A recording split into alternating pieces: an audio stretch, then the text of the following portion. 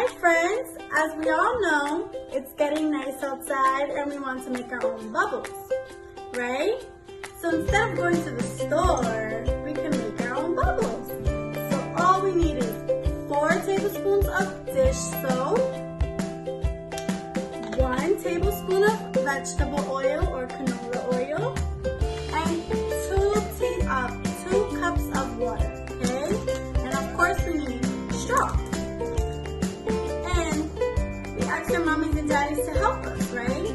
So first, we need to take the straw, put it in the water and the soap and the oil, mix it around, and let's see our results.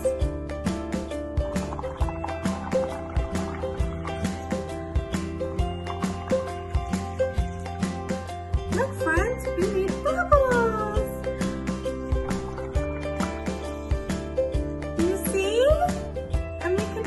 It's so easy. I hope everybody liked it, and I cannot wait to see everyone's bubbles and how we are having so much fun with it. Okay?